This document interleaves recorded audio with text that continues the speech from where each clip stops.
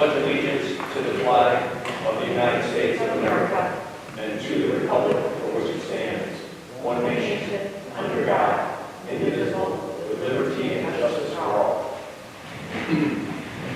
Fellow board members, good evening, and great to see your almost faces. And thank you to all of you, and welcome this evening. There are two times during this meeting where there can be public participation. One is new to us. It's under the curriculum and instruction, number 8. It's when we go through the extended COVID-19 learning plan, and we're required to open that up for public comment. And all public comment and presentations will take place at this microphone to my left. And then also, obviously, always, number 9, unscheduled audience participation.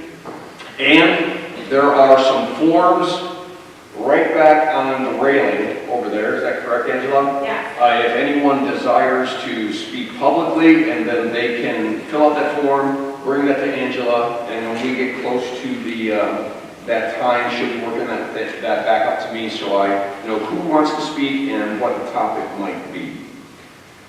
All right, I think that we will go into our minutes. Heather, would you do the attendance, please? Sure. Yep, President Donnelly. Here. Vice President Griffith. Here. Secretary Schaefer here. Treasurer Bailey. Here. Trustee D'Alessandro. Absent. Trustee Foster. Here. Trustee Hanser. Present. Very good, very good. Superintendent Throne, any changes to the board agenda? None. All right. Consent agenda, quite full. It has the February minutes.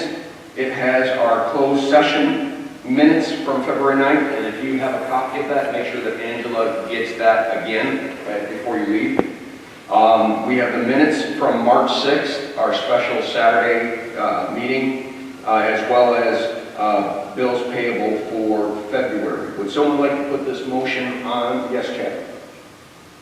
Move to approve the consent agenda as presented. Is there support? Eric's support. Discussion? Seeing none, all those in favor say aye. Aye. Aye. Opposed?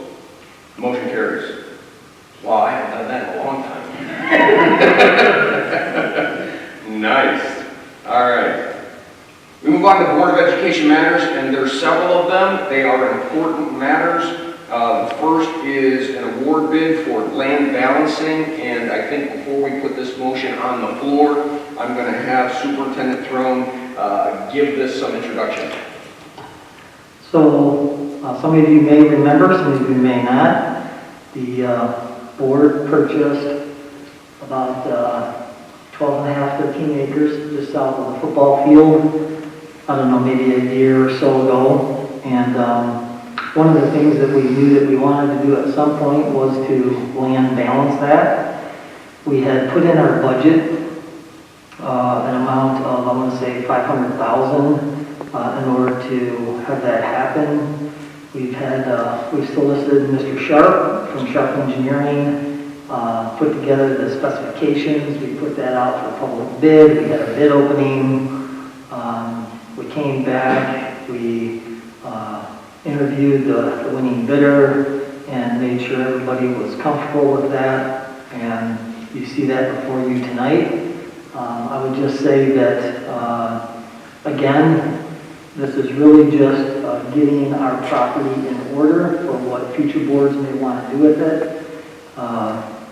We don't have anything in particular at this time, but we also want to make sure that we get it cleaned up, that we get it ready for whatever we may want to do in the future. And so that is what this motion pertains to. Tim, thank you. And you may have said it. Where would the money be coming from? It is budgeted in our general fund budget. General fund budget. All right, very good. Would someone on the board like to put this motion on the floor? Mary? Move to approve the award of bid for the vacant land balancing to Artisan Contracting of Michigan, LLC, at a price of $433,514 including the deduct price as presented. And is there support?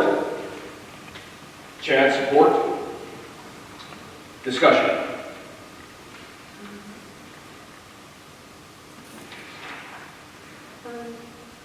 Mary? Actually, I just have a comment. Thank you for including this report about all the work from Sharp Engineering, about all the work they did on the background, working with the new contractor and the interviews, and I appreciated the thoroughness of that interview and review. Can somebody explain just a little bit more about like the actual balancing? I'm just curious of what it actually is. Is it like physically balancing land? Is it waterways, things like that?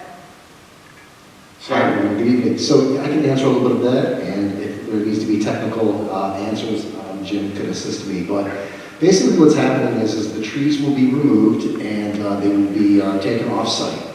And the land will basically, there's 13.6 acres of total land. What we're going to do is basically raise it and basically bring it up to a certain level and make sure that it's as level as possible. And we are looking to have about 8.1 to 8.5 acres approximately of buildable land once it's balanced. There is a lot of grading that needs to be done on this site. It's very hilly, if you will, and so the land balancing basically just ensures that there's a flat building pad that also accommodates not only the easements, but also there's a retention pond on the far north side of this property. That retention pond is going to be moved to the south side of the property approximately. So those are some of the major components of the work being done when we consider this land balanced. Those are the layman's terms of land balanced. Thank you, Sam. Thank you. That's what I understand. Thank you. Any other comments or questions? Corey? And maybe you can touch on this one, Sam, but if we're raising this up, doesn't that create problems down the road, building on non-virgin soil? Are we going to have foundation issues? So we're looking for a 95% compaction of the soil after everything has been removed. And so they're going to be taking samples to ensure that we adhere to the 95% compaction of the soil. I shouldn't say soil, maybe I'll let Jim answer this one, but it's not just going to be soil. Obviously, that sits on a lot of rock deposit as well. And so, Jim, may I call Jim up and he can give you a little bit more detail about actually what exists beyond the dirt? Jim, tell us what's going to be left after you're done that makes it buildable. Thank you, Jim Sharp Engineering. Yeah, what we're doing, I mean, the site slopes almost 50 feet from the football field down to where the store and lock is. What we're doing is we're going to be creating a slope that filling in the retention ponds that are currently there. We will be sloping it down and creating about an 8-acre pad and then sloping it back down to the store and lock. That area that we're creating this pad, again, could be a parking lot, could be a building, could be a who knows what. We're just trying to get it so that you can visually see, hey, this is a buildable site right now, because right now it's just a bunch of trees and hills everywhere. We're going to compact that as best we can with the soils that are on site, as Sam said, to about 95%, which is pretty typical. Once you determine, or once the school decides what they may want to do with this property, then you're still going to need to, have some geotechnical investigations performed at that time. But that'll give the property, time to settle out, rain, to compact the soil and make it even better. So in terms of foundations and things, we're trying to set it up as best we can right now. They'll have, large equipment in there. They'll have the sheep's foot rollers, the vibratory rollers, compacting it as much as they can. And that's about what I can say on that issue. Jim, thank you. Stay there. Let's see if there's any other. Corey?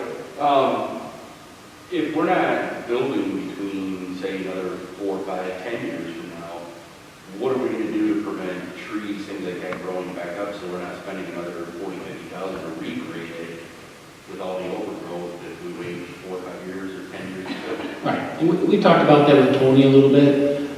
Obviously, there's gonna be some maintenance, you're not gonna have to go in there, it's not gonna be a golf course by any means. But we are having the contractor restore the slopes, you know, to prevent erosion and so forth on those. And there will be some maintenance, some upkeep periodically, so that you don't start to, you know, to get large trees. Maybe they start growing and you like them, you know, around the retention pond, you say, oh, this is great. But yes, we've talked with Mr. Sarkins about that, and there may be a little bit of maintenance, you know, once a year or something, just to go and keep keep saplings down or something like that from popping up again in the future until you determine what you want to do with the property. Thank you. Any other comments or questions? Yes, Jim. So you said filling in the retention ponds that are currently there. Are you talking about the one that is directly south of the parking lot? The one south of the parking lot and the one that's, you know, at the end of the track, you know, that whole southerly end is, yeah, one big retention pond, yes. Oh, I got you. So all of that's going to be filled in, and a new pond will be created down by the store and lock facility. So then, you know, again, if it was just a place where people park during a football event or something, then people could just walk, you know, up into that area and not have to worry about coming through a pond. Again, we don't know what it is, you know, it's just kind of, we don't know what you got right now because it's just so hilly and so many trees on there. We just want to get it to a point where you can get an idea, okay, this is what we might be able to put on this piece of property. Just to follow up. So, re-engineering those retention ponds, that will also prevent any of our runoff affecting the storage facility down at the bottom of the hill. Yeah, as a part of this project, it's not just grading, we actually are putting in some storm sewer piping that will collect because we're filling in the ponds that are at the end of the track on the football field, we'll be putting all that in a series of pipes and piping that down to the new retention pond. The retention pond is being sized so that in the future, depending on what you do, if it's a impervious type surface we call it, asphalt, concrete, building, you know, something that can't percolate into the soils, then the new pond that's being created will be able to accommodate any future runoffs with that site. Any other comments or questions? Seeing none, all those in favor say aye. Aye. Opposed? Motion carries. Thank you very much. Thank you.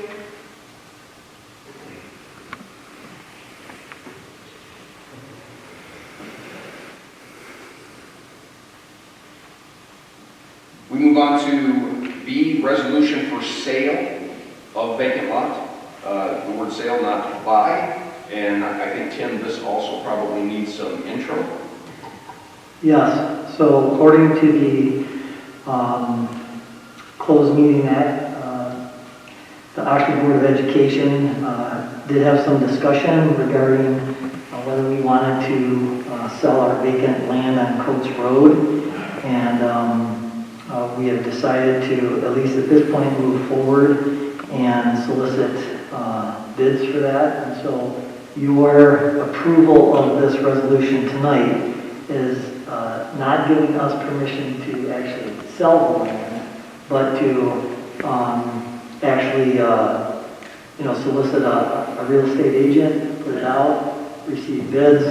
At that point, we'll bring it back to the board, and then at that point, you would have final discussion and decision as to whether you want to move ahead and sell that land or decide to keep it. All right, very good. Would someone like to put this motion on the floor, please? Eric? Move to adopt a resolution allowing Superintendent Tim Throne and/or Assistant Superintendent of Business and Operations Sam Barna to execute the listing contract for the business-owned vacant land, for the district-owned vacant land on Coates Road as presented. Thank you very much, Eric. Support? Chad, support? Discussion?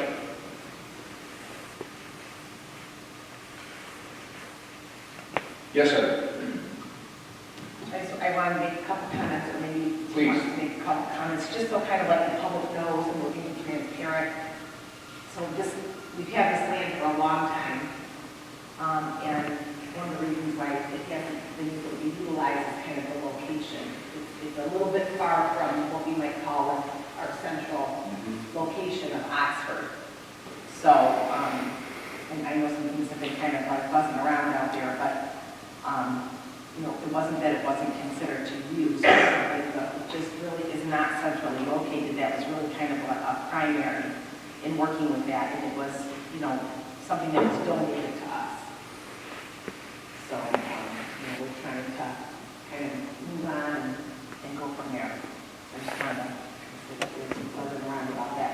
Yeah, no, I appreciate that, because we talk about some things maybe in closed session that we're supposed to, and we're catching people up, so thank you for that. Any other comments or questions? Mary? I'm wondering, Superintendent Drone could just share a couple more details. The Schaefer was talking about, you know, that we had that was donated. Can you just share a couple of the details, you know, where it is and where it came from? Yeah, so this, Just an overview. sure, so this land is located on Coates Road. Actually, I just learned about an hour or so ago from Sam, so one of the things that we have to legally do, let's say that we go down the road, we list our land, we get whatever, multiple offers, whatever, we pick an offer and we say we want to sell it. One of the things that a district has to do is determine whether that land was purchased or not with bond proceeds. Because if you used voter-approved bond dollars for purchasing of land or of a building, there are certain laws that you have to abide by with what you do with the proceeds of the sale of that asset, because it was purchased with tax dollars. Anyways, long story short, Sam found out that at this point in our investigation, the district actually obtained this land in a land swap with the Levy Corporation at some point in time, and a part of that deal was to get property here where this building sits, which I didn't know. So I don't know, maybe Sam, if you want to just inform the public maybe more of what you found out in your investigation. Sure. So as of right now, as Tim mentioned, from what I've learned, and again, we're still fact-finding, unfortunately, due to the COVID pandemic, the title company is having a difficult or slow time trying to get title work done, with the county. So we're going to learn more. But as I have been told thus far, we have potentially received this land either by purchase or by donation, as you had mentioned, Heather, as early as the 1940s. And it was a larger tract of land that actually went all the way to Seymour Lake Road. So it extended further south towards Seymour Lake Road. So what Tim was mentioning earlier was that there was a land swap. As far as the investigation that I determined was, we actually traded a portion of this land, probably the portion that extended towards Seymour Lake Road, with American Aggregate Corporation in 1977 or 78, I believe. And in exchange for the land surrounding this 24 acres that we're talking about today to list, we actually traded for this land right here. So, yeah. So more to come, but that's what we know right now. Cool. History. I love it. Very good. While Sam's there, any other comments, thoughts, questions? Thank you, Sam. Thanks. All right, seeing no more discussion, all those in favor say aye. Aye. Opposed? Motion carries. We are now in 4C, resolution to purchase property, and this too requires, I think, some Yes. introduction. Thank you. So according to the Closed Meeting Act, or law, I should say, a school board can go into a closed hearing up until the point that a purchase agreement is either given or approved or that kind of thing in regards to the purchase of real property or a building. And so the district became aware of, we had known that the property on Dringer Road, this would be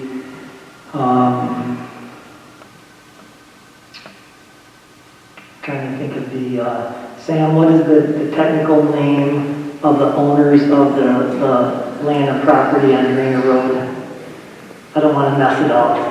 I've called it This is a one-time thing. I've called it like 10 different things. The Dominican sisters. So the Dominican sisters, thank you, Heather. Sisters of Peace. I probably should have Heather do this. But their property and buildings came up for sale, I want to say a little over a year ago. They actually had accepted an offer on that property. That offer fell through. We learned of that. We decided to go take a look at it, take a look at the buildings, do some investigation, and at this point in the game, we are wanting to propose to the board that you adopt a resolution to allow us to execute a purchase agreement. And so what this is again, some land and property off a drainer, centrally located. There's approximately 30 acres, give or take, numerous buildings, and we envision using the existing buildings for some of our current programming as well as some potential programming in the future. In regards to price and terms and all of that, we are still working through that. And so, yeah, we're at the point though that where we need to discuss this publicly is tonight, because we want to go to the next step. And so in order to go to the next step, you all need to either pass or not pass this resolution tonight. Just so the public would know as well, if we were to move forward on this and actually execute a purchase agreement, we are looking to use money that we have been putting in our capital improvement fund since 2017. Every year we've tried to put some money in that for situations just as this that may come along, and so that is where this would ultimately be funded out of, would be the capital improvement fund. Let me stop there, and if there's... I just want to clarify a question for you. In the last motion, we gave you permission to take all the steps to list the property, and you have to come back to us for us to vote on a yes or a no. Correct. If we pass this motion, are we giving you and Sam permission to close the deal on this property if it falls within the framework of what we discussed? My understanding is yes, but I'm going to put a big however in there. Okay. So while we have the framework of the purchase agreement, obviously within that purchase agreement, we have some items listed that we need to do our due diligence. We may find certain things out that we don't know today. We may find out some, I don't know, additional cost or things that we hadn't anticipated. And so that could impact the ultimate purchase price. There's numerous things that we need to still negotiate and do our due diligence on before it be executed. And so I say that while you are giving us the authority to officially issue the purchase agreement, I think think we've put in there that we would try to execute that within 90 days. I think realistically, we'll take probably at least 60 days, if not all 90 days, in order for us just to do all the things that we need to do with title inspections and all those types of things. And so I will be coming back to the board and giving a public comment on where we are at that point along the way. Good, I just want to make that clear. Yes. That will probably most likely happen. Yes. All right, would someone put this, this particular motion out? Mary? Move to adopt a resolution allowing Superintendent Tim Throne or designee to execute the purchase agreement as presented. Thank you. Is there support? Heather, support? Discussion. Mary? I have a hand up a lot tonight. Thank you. I just wanted to follow up to what you were just saying, Tim, that I would be interested in hearing back after. Now, this is giving you the authority to go further into it, and I definitely want to hear some more information coming back. Just want to Absolutely, yeah. put that out there. Thank you. Yep, this is the framework of the purchase agreement, but obviously we have some contingencies, some things like that in there, and so all of that would need to be worked through, and yes, I would share that publicly, as well as, really now is the time for our community, that they're hearing about this, that if someone, whatever, doesn't think that we should sell the land on Coates Road, they can certainly let you all, myself, know that. If they think that we shouldn't be looking at purchasing this property, now's the time that they can certainly tell us that as well too. So there will be, like I said, additional updates that will be given publicly so that everybody's on the same page. Thank you. Any other comments or questions? Heather? I just kind of wanted to make like a general comment too. I think it's important for the public to hear too. It's part of our job as a board and a superintendent is to set the next generation up for success. So this might not be something that we're going to move into, the day of closing like you would a house, but if you want to look ahead and set your district up for success, set your administration, your next board up for success, and we are kind of bursting at the seams in multiple different areas, and so when an opportunity presents itself, you have to sometimes plan for the future, just like those people back in the 1940s did when they, here we are sitting in a building on a property, and that was kind of a swap deal, and so this is, hopefully we're setting up, hopefully it's not going to be that long of a time, but, setting up for the future, and I think that that's important to know that the public knows that we're not just, jumping around buying and selling and thinking that we're real estate people here. So, we really are looking at planning, taking a look at the assets that we have, developing those assets, getting rid of maybe some things that we're not using and utilizing the money that we've saved to plan for our future. Yep. All great points, thank That's you. really a lot of what we discussed. It sure is. Kind of brought us to all of this stuff on this particular agenda today. Yeah, thank you for sharing that. Any other comments or questions? Seeing none, all those in favor say aye. Aye. Opposed? Motion carries. Sam, you might want to come back. Tell us how in the world we're able to do this next thing, and how important this next thing is. I want to do this one. You want to do this one? Go ahead. So we are really excited to present this to you. And when we asked the public here in Oxford and surrounding areas to vote for this bond, we had mentioned to them, and I just want to reiterate that, we had mentioned if there was any savings left over from our bond and our construction work. Wait, hold on. You said savings? Savings. Nice. Savings. Nice. So what would we do? We would buy buses. So guess what we're doing? We're buying buses. We're buying quite a few of them. And so we're really excited.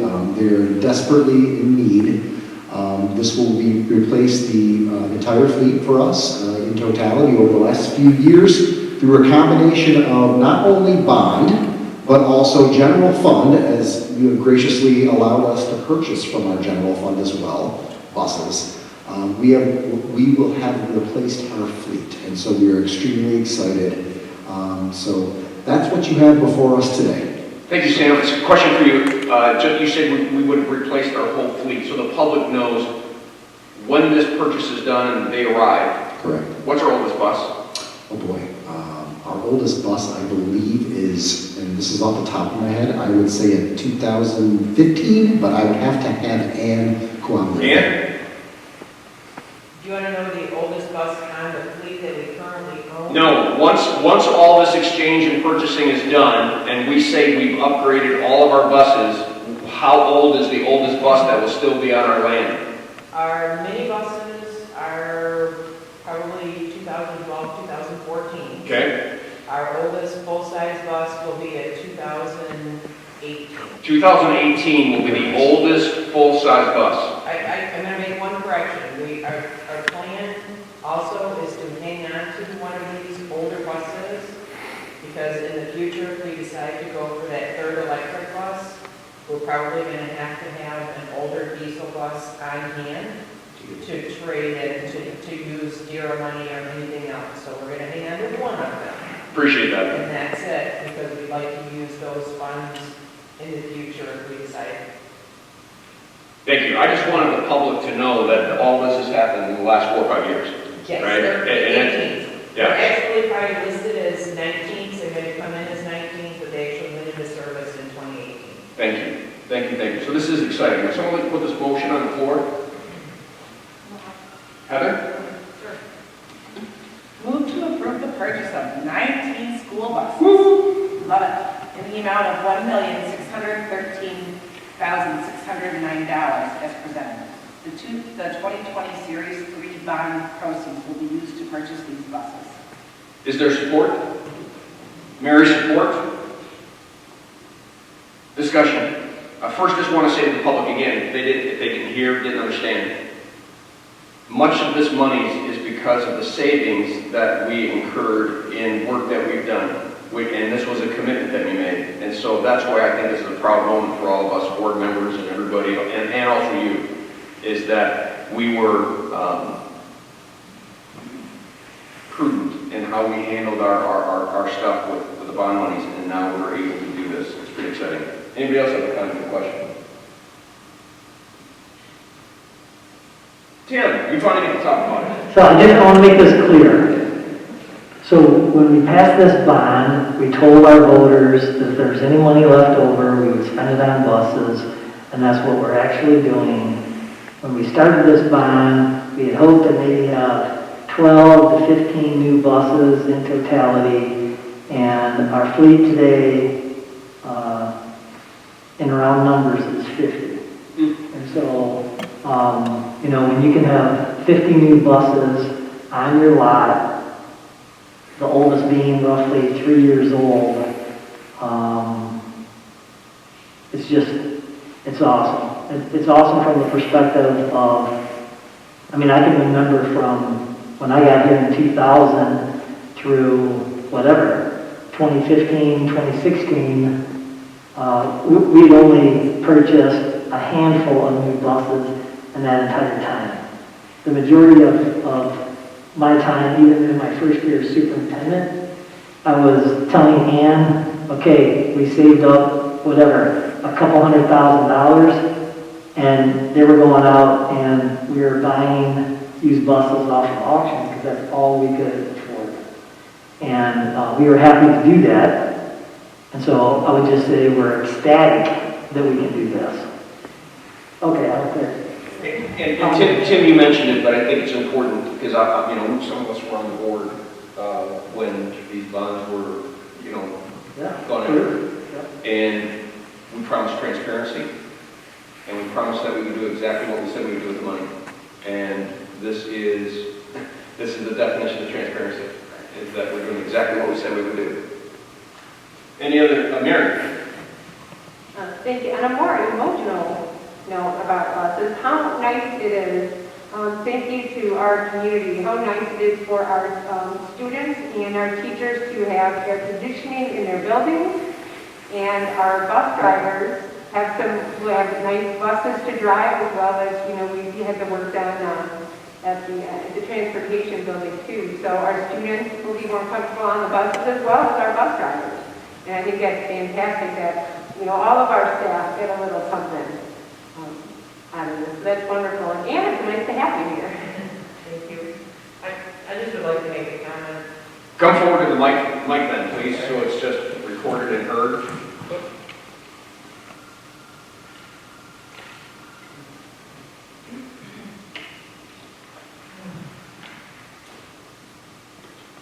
So prior to our purchase of our first gasoline buses that was authorized with the first sale of the bonds, where we spent just about $1 million buying those 12 buses. Prior to that, our last new bus purchase was in 2006.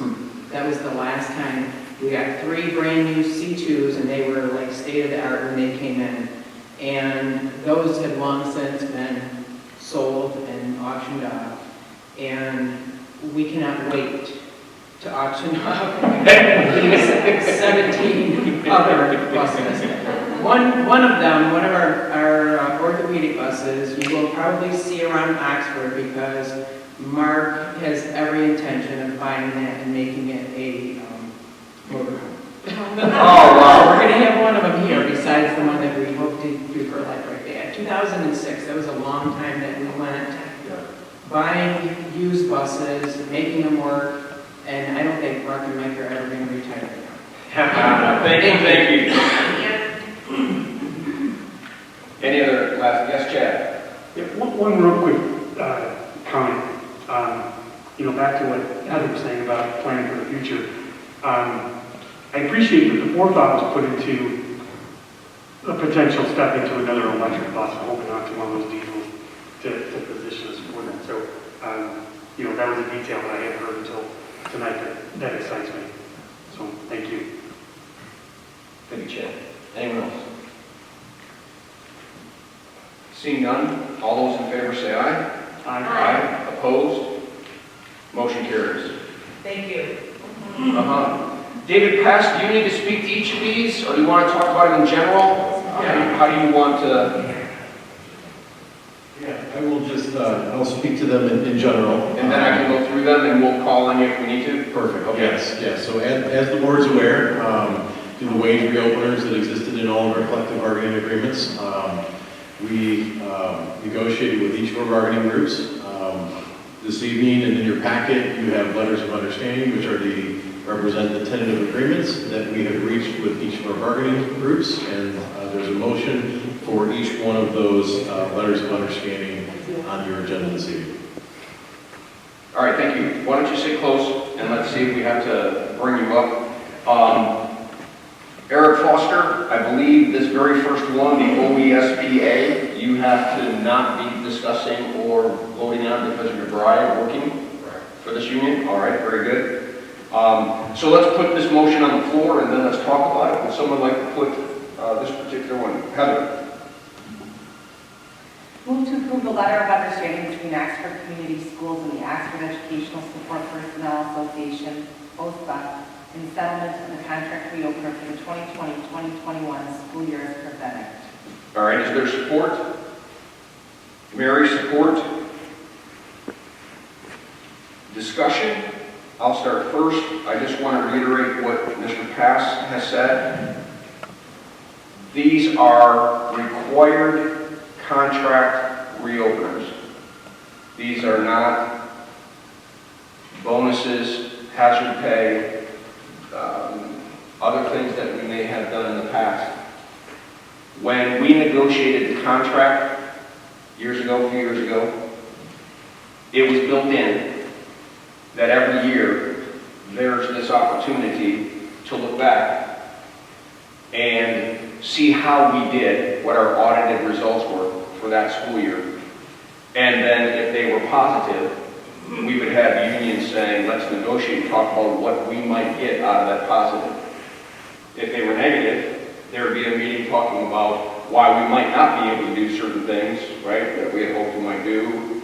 And so this is simply legally going through that process with all of these unions.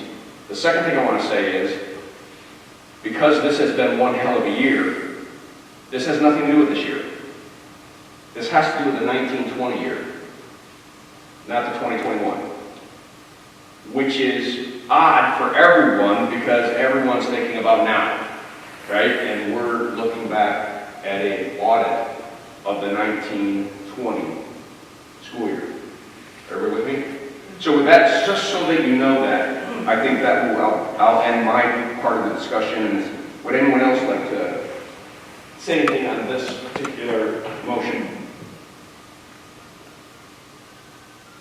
Seeing none, all those in favor say aye. Aye. Opposed? Motion carries.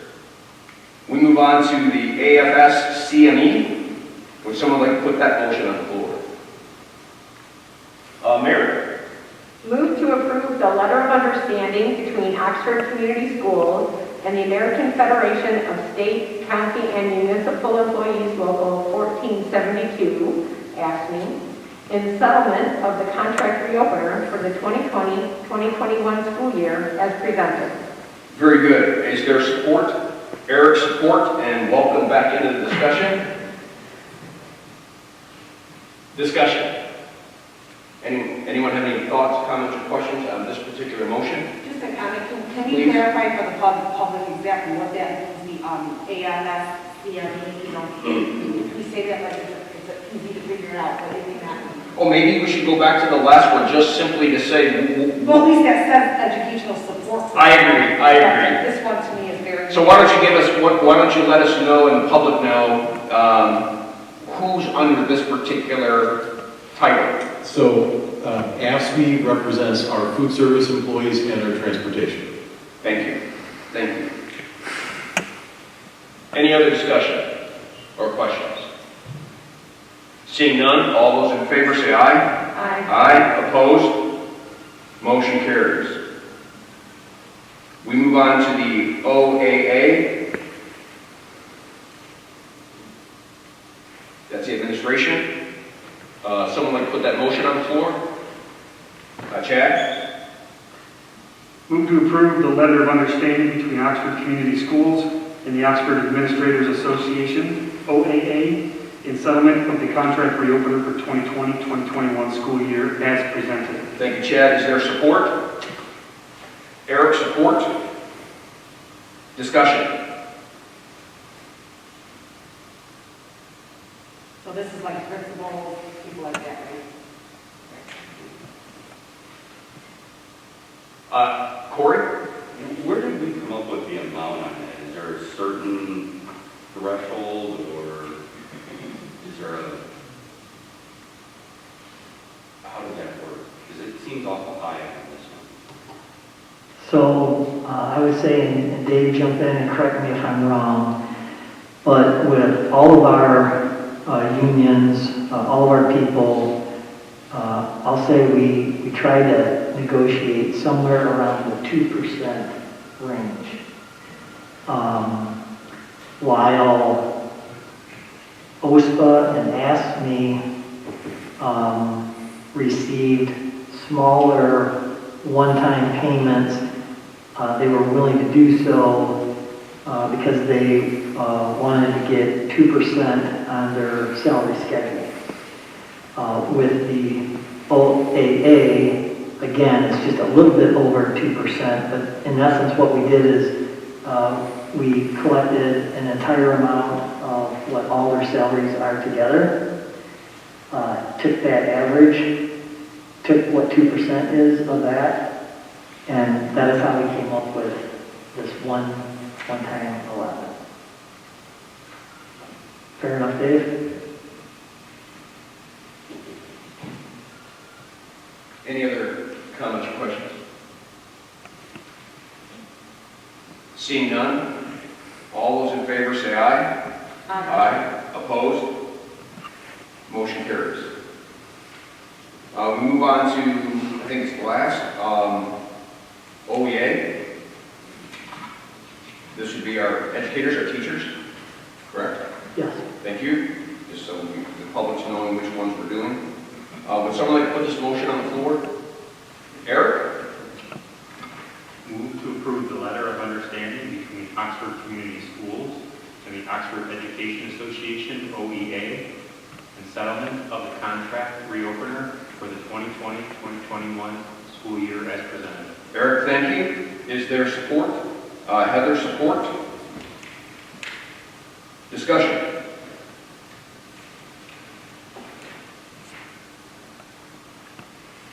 Seeing none, all those in favor say aye. Aye. Those opposed? Motion carries. Thank you very much, and thank you for your hard work. And to the union employees, thank you, and thank you.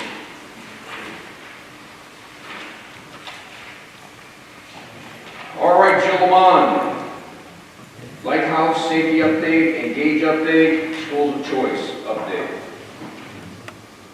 Good evening, I have a few updates for you. Yep. So I'm going to start out with our Lighthouse Connections Academy. I believe you're all aware, you've been here for one of my updates before, that's our cyber charter school that we authorize as a public school. So I work directly with their school board and their school leadership to make sure that they're, responsibly educating students, and also we act as their fiscal agent with the state. So we receive their funding, we maintain a 3% authorizer fee, and 97% of their state funding goes on. We just help to, streamline that process from the state. So annually, I'd like to give you an update on where we're at with them. You may have noticed in some of our budget discussions with Mr. Barna, we are very high this year with regard to how much money we're getting as an authorizer. I kind of wanted to celebrate that, but then also on the other side of my mouth, remind you that their numbers are very high, likely due to the pandemic, and due to how many students across the state with no options for in-person learning chose to do the cyber charter route. It is a statewide charter school. So we would expect naturally to see at least some decline in the fall. I have some numbers for you though. So we have 1,963 students currently enrolled today. That was last January, we had only 704. And the January previous in 18-19, we had 438. So we've seen exponential growth again. We would expect that number to be somewhere between 700 and 900 next fall is what we're kind of estimating between, best guess. The grade distribution is almost evenly distributed. We've got about 23% PK through 2, 23% 3 through 5, 26% 6 through 8, and 28 9 through 12.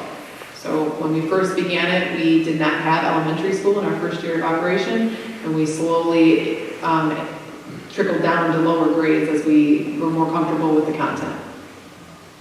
12% of our students have an IEP in the program, 3% are gifted. While those numbers are similar to what they were last year, the number of students, just that percentage of such a much larger number, they've had some changes in their special education department and now have a new interim special education manager to make sure those students are being well served.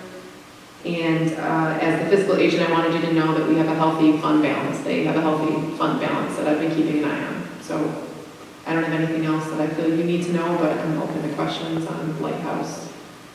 Anything on Lighthouse before she moves on to her next topic? Yes, Heather. Is that just Michigan kids, or could this be all, it's just Michigan, right? It's just Michigan kids, but Connections Academy is owned by Pearson, and they have dozens of schools throughout the United States. Okay. But we only authorize the Michigan school, and it's actually one of 2 in Michigan that are owned by Connections, or operated by Connections. It's allowed us to reach students in the UP. The heat map of where we're getting students from. It's really interesting. Seeing nothing else, let's move on to the next one. Safety update. I'm not sure if you saw in our weekly notification, I believe it was last week, I let everyone know we are minimizing the number of messages we're sending.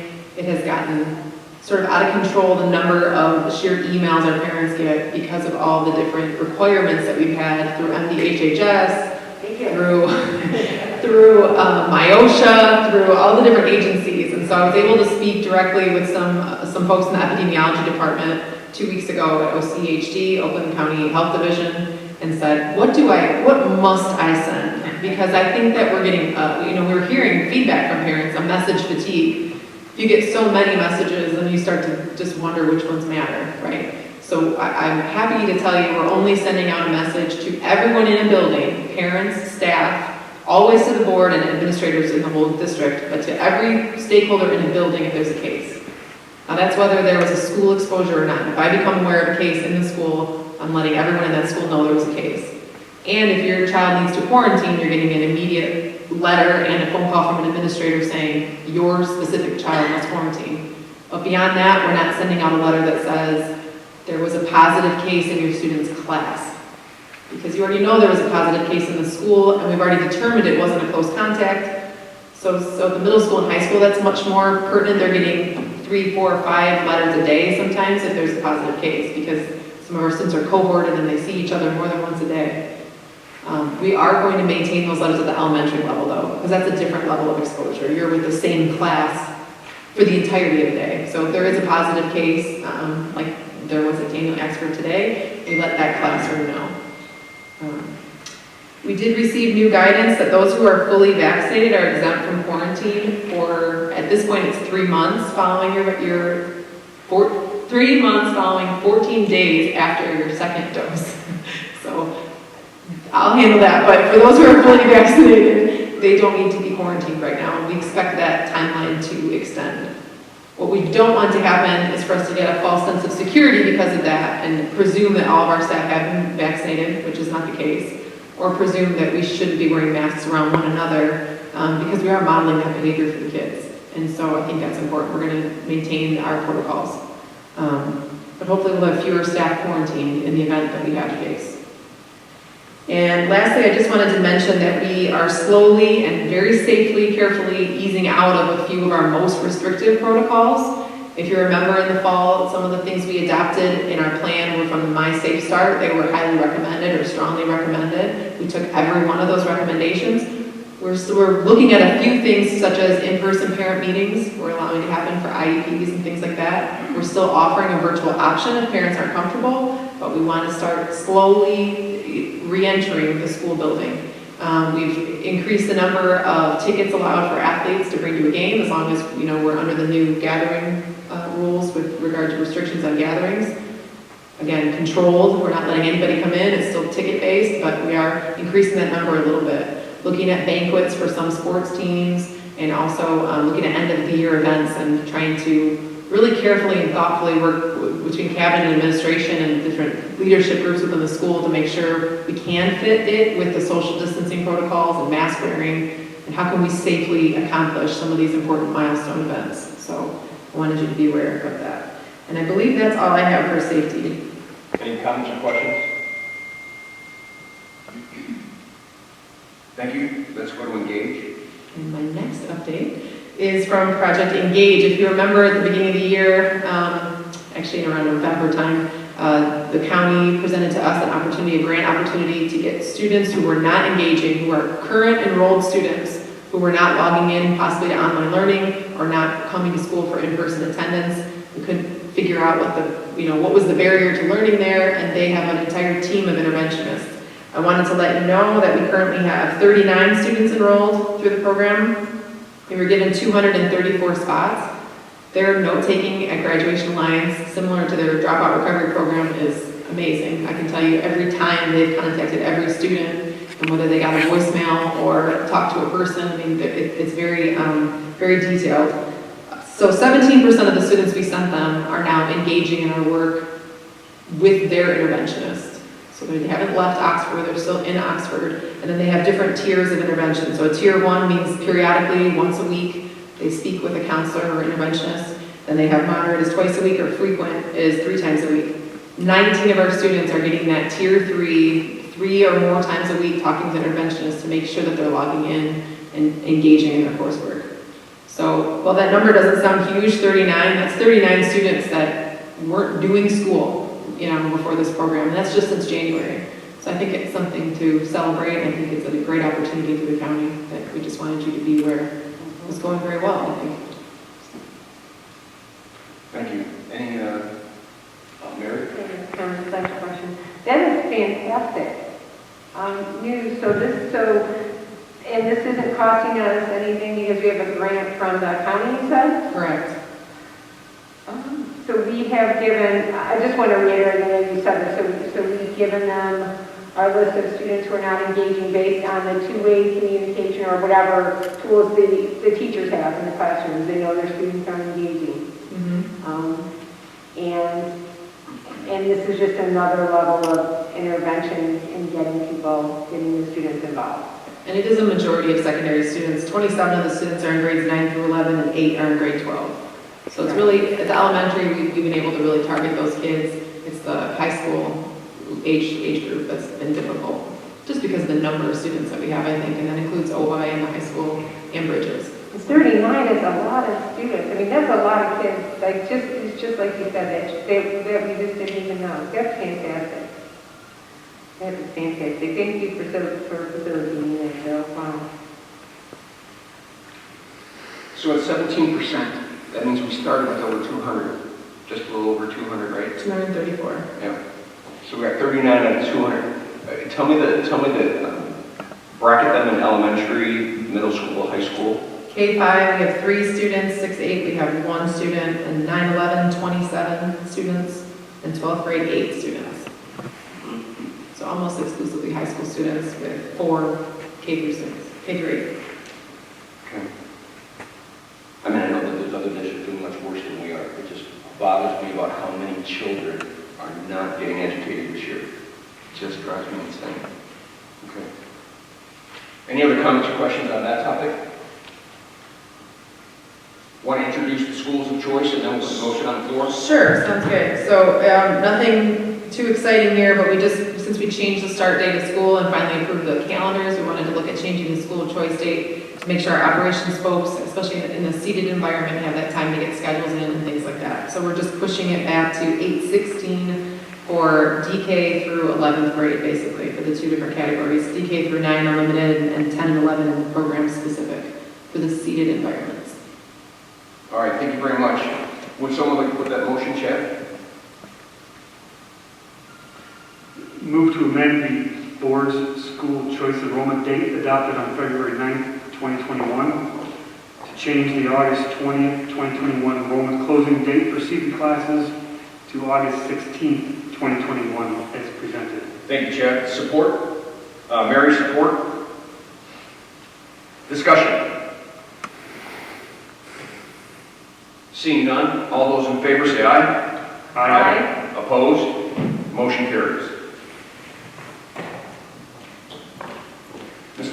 Collins, are you doing the word for Mr. Weaver again? No, I'm kidding.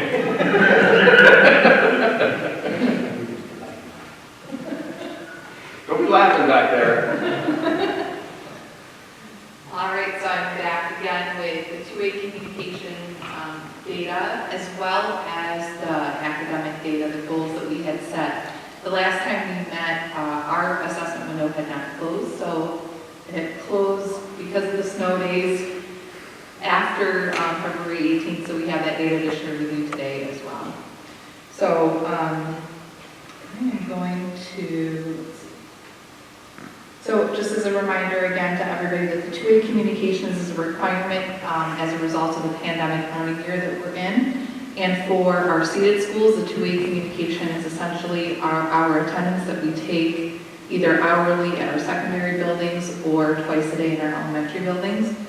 And for our virtual setting, that's through the CDAP software program that they created, and it's essentially the teachers communicating with the students two ways in that system. So looking at February, we're actually looking at some of our best, most consistent numbers as far as the 2-way communications go. So you can see there are 3 weeks on this slide with 90, 89, and 92%, and then I'm going to just flip over here to last week, which was 86%. So I think this speaks a little bit to us just kind of evening out. I feel like we've really gotten into a groove, and hopefully we can kind of continue to see these more consistent 2-way communication numbers.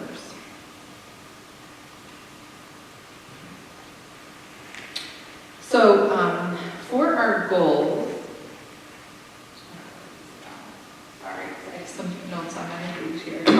So just to remind you, in the seated schools, or at the beginning of the year, one of the aspects of the law is the state required us to assess all students with a local assessment twice in the year.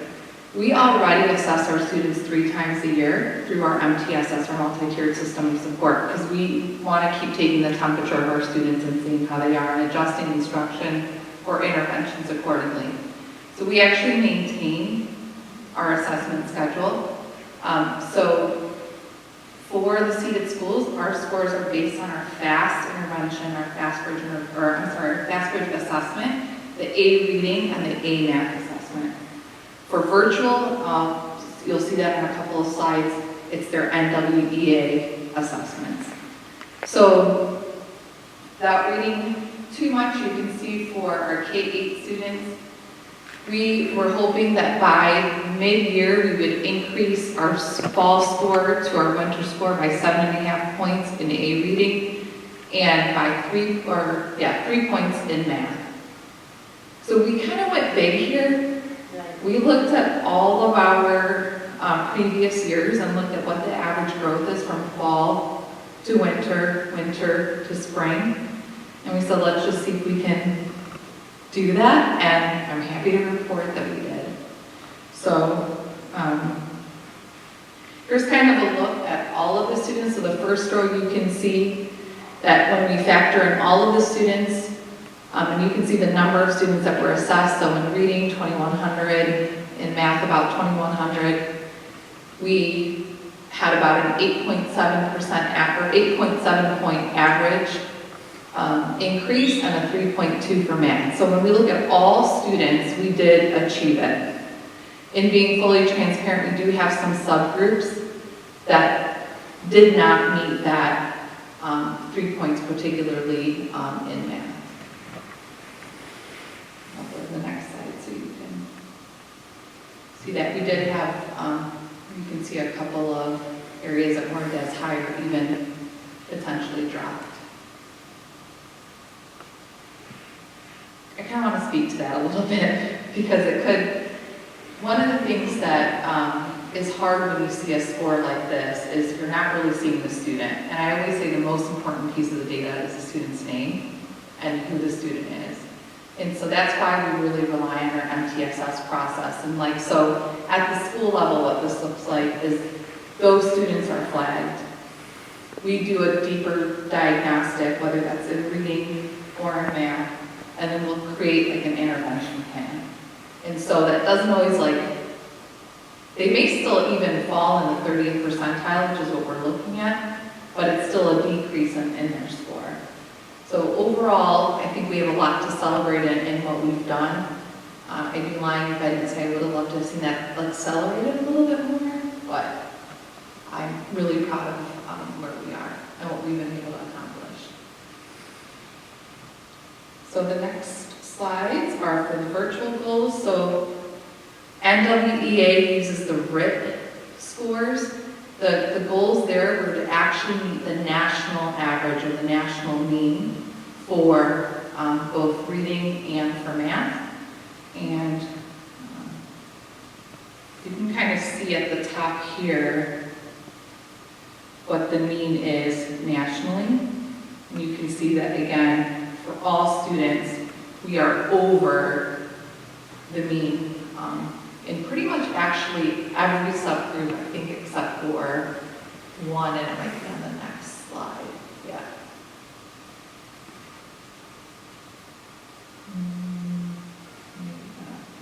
Yes, it's the one in reading right there.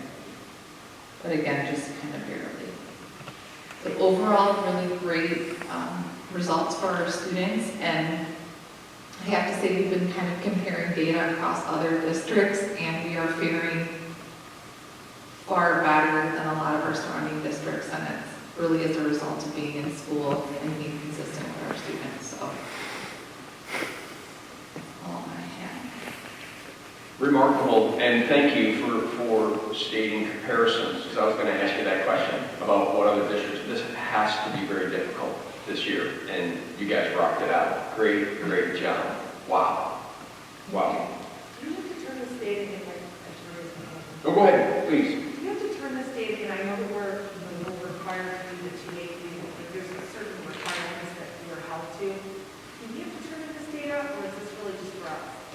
It's for our community, but we are required to post it to our transparency reporting. So we update this all on our website every single month. But like not the state's not requiring it of us. They- They're requiring us to upload it to the transparency. Okay. Yeah, Okay. yeah, So every district is responsible to do that. correct. So I'd be curious to see what they will do with all that data that, so many schools chose not to go back. And that'll be a direct hit on the fallout. That'll be a, who's going to punch, if you will. Interesting number to look at in the near future. Yeah. It is really nice. We've been contacted by districts around us to just kind of collaborate and like share our data and to talk about. So it's been nice. It hasn't been competitive. They've reached out and said, would you be willing to share? You do the same assessment that we do. Are you willing to share your results? We'll share ours.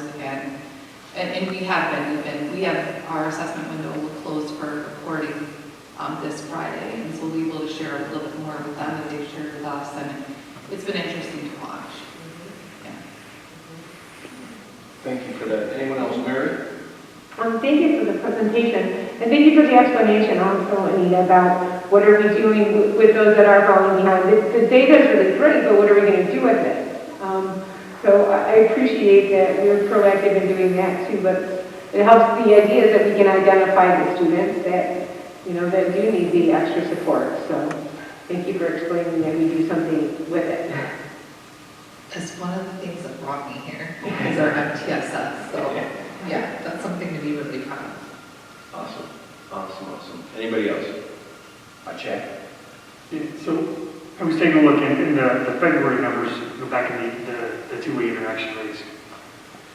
The February numbers jumped out at me when I first looked at that, so they look terrific. Now, so you made a comment that, you're attributing that, the process kind of falling in place, people get used to. Were there any process changes to help that along, or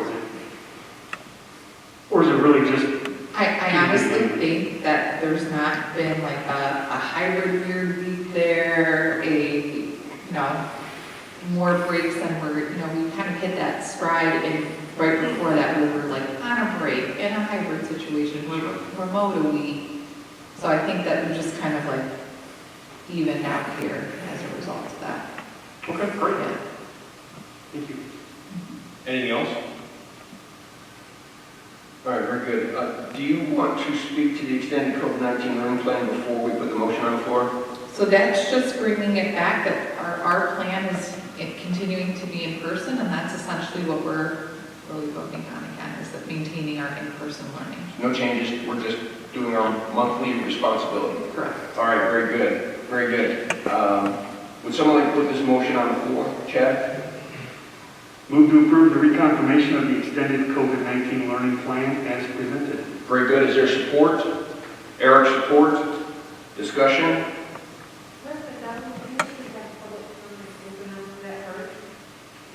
Oh, thank you. Rewind. Is there anyone in the public setting that would like to, I have been at the circle. Is there anyone that would like to speak to this topic? We'll hang that motion out there.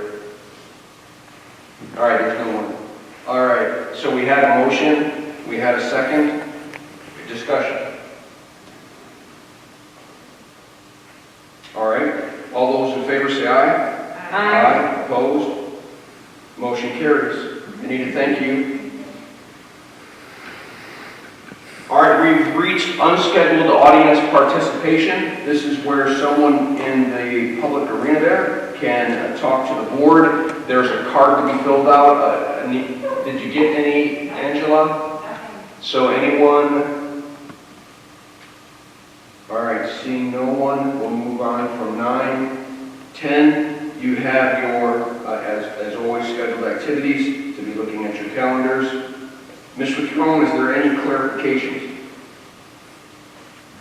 Not really clarifications, but I would just like to make a couple of final comments before the board issues their final comments.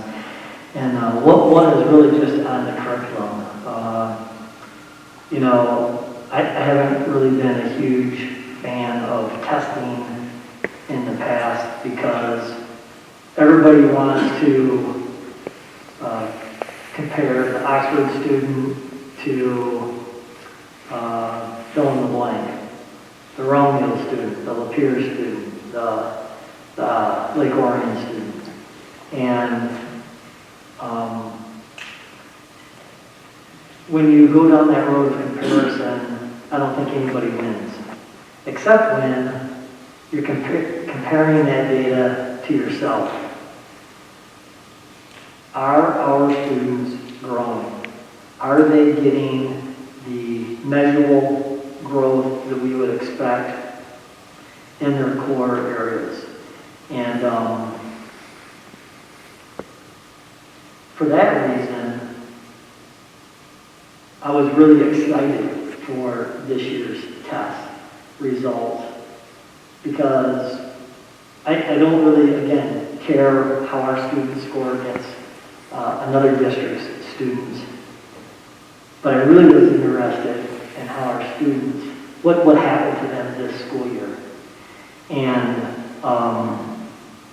with all of what's going on, with all of what we ask of our parents, of our students every day, of taking oaths, of living into that, and actually, I'll just say, living out our portrait of a graduate of every student in every grade level, I know a part of me is not surprised that not only did we meet a stretch goal, we exceeded it. And so, our business is not building cars, it is providing education, opportunities, and growth in students. And our people have delivered a really good product this year. I'm super proud. Super proud of everybody. What's going on in the classrooms, what goes on outside of the classrooms. Anita, I want to say a couple of years ago, came to us with this saying, and I haven't said it in a while, but pretty much everybody either delivers instruction or supports instruction. And that's true, especially in our district. And so I want to give that shout out. And then secondly, I want to give a shout out to our very own Mary. She was awarded a scholarship for the 2021 National School Board Association Advocacy Institute, and so she's going to attend that institute as a full tuition scholarship, and she's going to learn even more and come back and share that with us. So thank you, Mary, and congratulations. That's all I have. All right. Board members, any final board comments? Chad? Yeah, just a couple of things. Wow, we did some great things here tonight. Really proud of the work we've done. Tim and your team, thank you for negotiating those contract reopeners. I think that was a great step to show support for all of our folks. Just real proud and setting things up for the future. Lane and buses, I think that's all important. Well, thank you. Any other? Mary? Thank you, President Donnelly. I wanted to say thank you to Mr. Pass and his team and Tim and all of the union leadership as well as the rank and file for working together so well on these contracts. It's really great to be in a place where we all can work together and everybody can benefit and most of all the students benefit. I really appreciate working on this team and thank you for your work, all of you. Thank you, Board, for your support of my nomination to the Michigan Association of School Boards Board. Though I was not elected to their board, our friend Birgit McCuston from Lake Orion was elected. I'm sure she'll represent us in the district here in a great way at Michigan Association of School Boards. So thank you for that. Thank you, Mary. Any Any other last comments?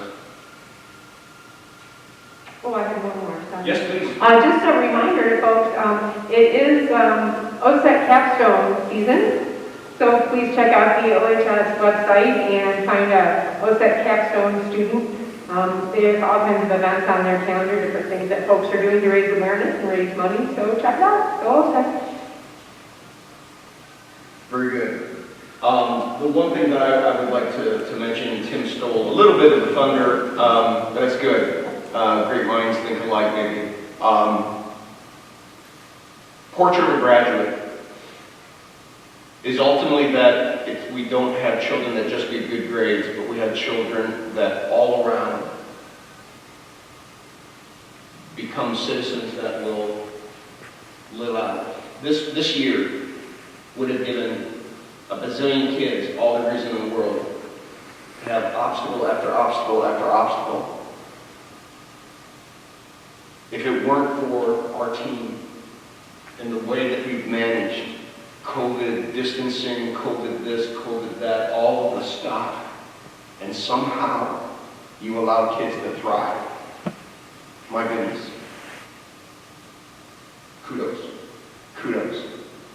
Because that's all our job is to remove obstacles so people can thrive. And we obviously did that in the midst of a whole heck of a lot of obstacles. Does that make sense? A whole heck of a lot of obstacles for teachers, for everybody.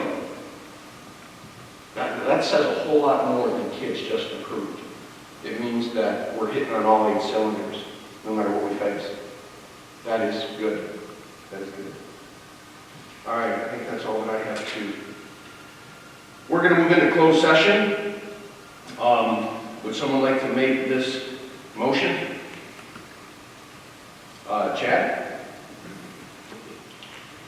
Move to meet in closed session pursuant to the Open Meetings Act, Section 8A, to consider a periodic personnel evaluation of a staff member if the named person requests closed hearing.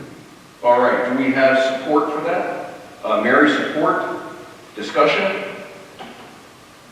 Heather, roll call vote, please. President Donnelly? Yes. Vice President Griffith? Yes. Secretary Schaefer, yes. Treasurer Bailey? Yes. Trustee D'Alessandro, absent. Trustee Foster? Yes. Trustee Hansen? Yes. Motion carries. It is 7:48. We're going to go into closed session. Can we say 5 minutes? 5 minutes. Thank you, everyone, for attending. Thank you for all the hard work.